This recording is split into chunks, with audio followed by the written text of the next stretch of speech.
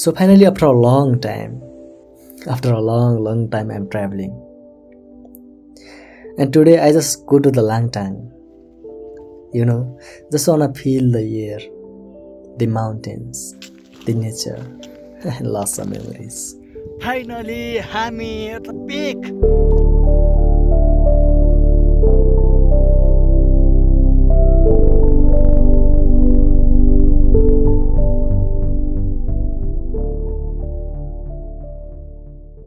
Alright, नमस्ते from सेप्रुबेसी हामी यतिखेर सेप्रुबेसी आइपुगेका छौँ काठमाडौँदेखि ठिक 3 बजे अहिले आइपुगेका छौँ। बिहान 7:30 बजे काठमाडौँको माछा पोखरीबाट हामी बसमा हिँडेका थियौँ र अहिले ठ्याक्कै 3 बजीतिर सेप्रुबेसीमा ओर्लिएर हामी अहिले ब्याम्बोतिर जाँदैछौँ। माथि लाङटाङको यात्रामा छौँ हामी। So let's explore together. सेप्रुबेसीबाट हाम्रो हिँडाइ सुरु भयो। छेउमा बगिरहेको नदी पार गरेर केही समय सडक यात्रा पश्चात सानो ट्रेल सुरु भयो।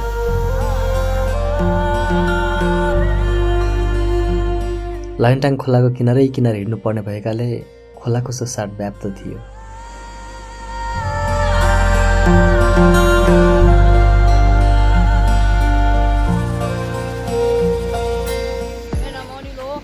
होटलको नाम के हो?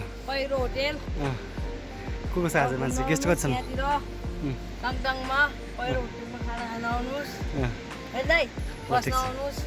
ल धन्यवाद। आउनै पर्खिदिनु तपाईँ। ल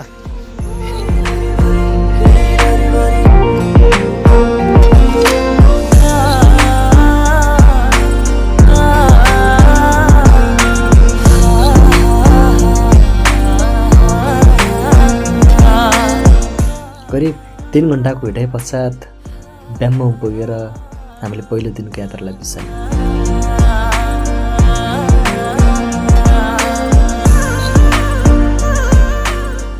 यात्राको दोस्रो दिन अघिल्लो दिनको सल्लाह अनुसार हामी बिहानै 5:30 बजे उठिसकेका थियौँ।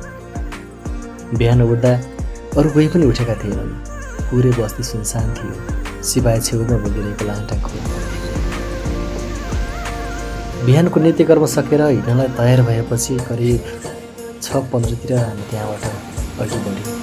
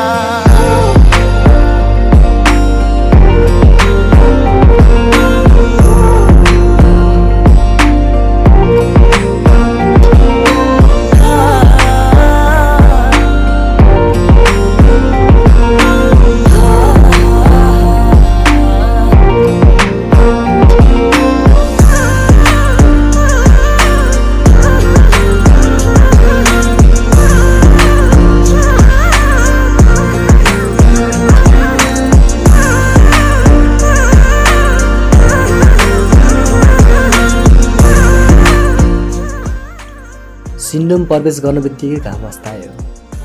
हिमालहरू सेताबाट पहेँला भयो। थकान भने खुट्टा हुँदै शरीरसम्म पुगिसकेको थियो।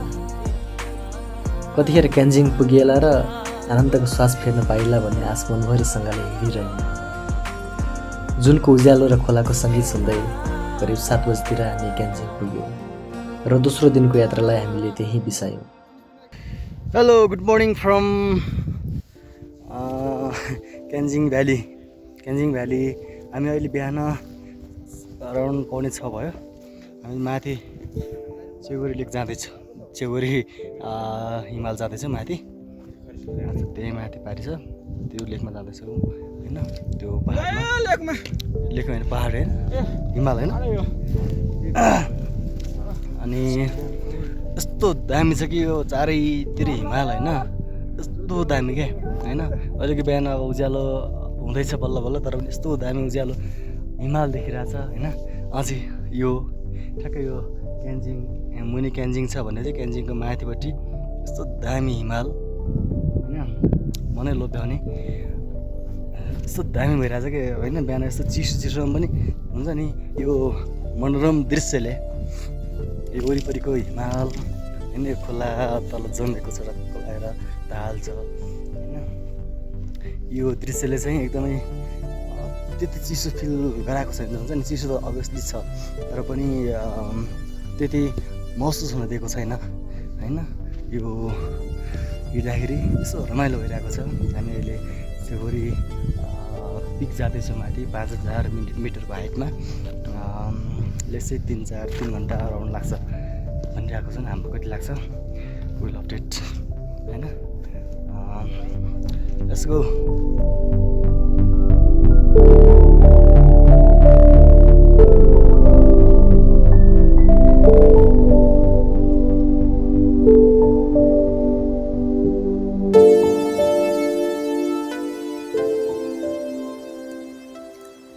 लाङटाङ घुम्न आउने मान्छेहरूमध्ये उकालो हिँड्न सक्ने र अग्लो ठाउँमा पुग्दा बिरामी नहुने सीमित मान्छेहरू मात्र त्सर्को रि पिक पुग्ने रहेछन्। बाँकी प्राय क्यान्जिङ रि अनि क्यान्जिङ भ्याली वरिपरि घुमेर फर्किने रहेछन्। सजिलो र छोटो दूरीमा भएकाले प्रायको गन्तव्य भने क्यान्जिङ रि नै हुँदो रहेछ। तर हाम्रो यात्रा पनि लामो थियो र सुन्दर पनि।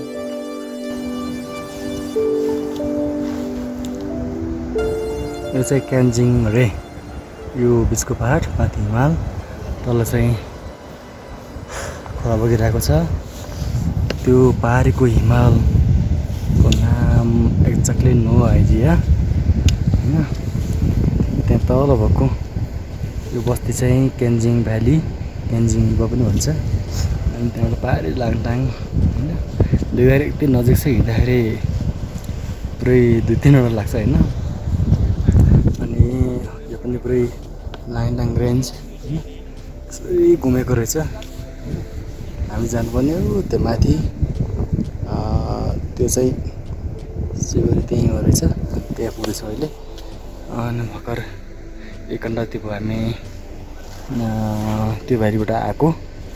त्यही भए तर खोला तरेर यो उकालोमा होइन, यो घर छ खोला अनि पानी जमेको छ पुरा होइन। हाम्रो साथीहरू हिँडिरहेका छन्। यस्तै छ, रमाइलो भइरहेको छ बाटो। करिब 1 घन्टाको क्यान्जिङ भ्यालीबाट हिँडेपछि त्यहाँ चाहिँ त्यो रोड त्सर्को रि जाने यसरी जान्छ माथि र त्यो माथिदेखिको बिचको टाक्रो हो। अनि यहीँदेखि त्यो याला खर्का भन्ने ठाउँ जाँदो रहेछ। यहाँदेखि जाँदो रहेछ सिधा पारी हुँदै कहाँसम्म पुग्छ एक्ज्याक्टली नो आइडिया, परतिर होला। अनि ब्युटिफुल हिमालहरू देखिन्छ। याला खर्का जाने बाटो।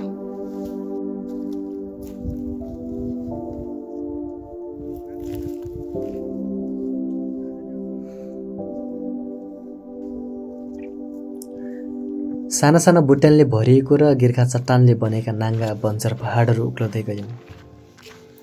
हिउँ सुकेका खैरा पहाडहरूलाई हिउँ भरिएको पहाडले गिज्जाए जस्तै देखिन्थ्यो। माटो जम्मै बगेर गिर्खा चट्टानहरूको लेपन ती पहाडहरूमा देख्न सकिन्थ्यो। हामी चाहिँ अलमोस्ट हाम्रो डेस्टिनेसनमा पुगिसकेका छौँ। अलमोस्ट ठ्याक्कै यो चाहिँ पिक हामी पुग्नु पनि अलमोस्ट पुगिसकेका छौँ। अराउन्ड 4 आवरको यो ठाडो उकालोपछि हामी चाहिँ यतिमा पुग्दैछौँ। 5000 मिटरको हाइटमा छ। साथीहरू पछाडि आउँदैछन् तल होइन। कस्तो के नदेखिरहेको होइन। हामी आएको तल क्यान्जिङ भ्यालीबाट यस्तो भ्यू यस्तो ब्युटिफुल देखिरहेको छ नि। मलाई लाग्छ केही समय यहीँ मजाले बिताउँ जस्तो लागिरहेको छ क्या। लागि हुन्छ नि वरिपरि हिमाल के कलाएर पुरै आफ्नै अगाडि वरिपरि मात्रै होइन, आफ्नै अब पाइला टिक्नु नै थालेको छौँ होइन। यस्तो सुनसान छ, हावा पनि के पनि चलेको छैन होइन। चिसो पनि यति जति हामीले एक्सपेक्ट गरेको थियो त्यति चिसो पनि छैन। चिसो नै छैन भन्दा पनि हुन्छ। यति हिमाल यति नजिकमा धेरै चिसो हुनुपर्ने मेबी, चिसो नै छैन। करिब 4.5 घन्टा हिँडिसकेपछि खुट्टा हिउँमा टेक्न पाएँ। लट्ठीको सहायताले त्यो हिउँको बाटोबाट त्सेर्को रीको टुप्पोमा पुग्न करिब आधा घन्टाभन्दा बढी लाग्यो। जति जति माथि उक्लिँदै गयौँ उति हावाको गति उक्लिरहेको थियो, तर चारैतिर देखिने हिमालहरूले सबै कुरालाई भुलाइदियो। यतिसम्म कि 5 घन्टाको ठाडो उकालो हिँडेको थकान पनि 5 सेकेन्डमै हरायो। समुद्री सतहदेखि 5000 मिटर अग्लोमा अवस्थित त्सेर्को री पिक साँच्चीकै अलौकिक सुन्दरताले भरिएको थियो। त्यहाँबाट नजिकै याला पिक, लाङटाङ री, लाङटाङ लिरुङ, नयाँ खञ्ज, लाङटाङ शिखारी लगायत समुद्री सतहदेखि 7300 मिटर उचाइसम्मका हिम श्रृङ्खलाहरू वरिपरि थिए।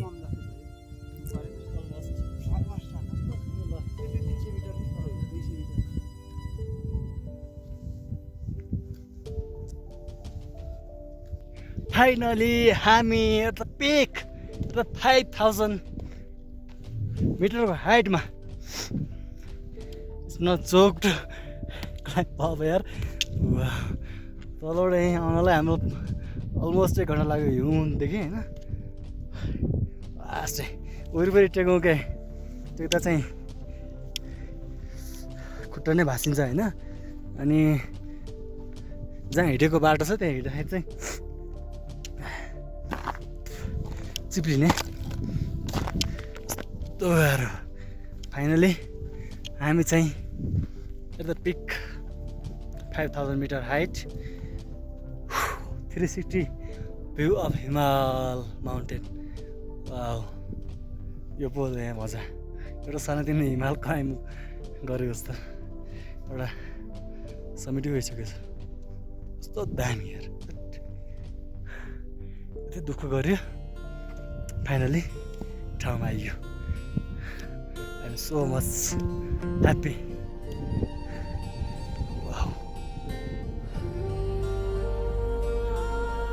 सो 3 दिन हिँडेर पुगेको त्सेर्को रीको चुचुरो र त्यहाँबाट वरिपरि कस्तो देखिन्छ त?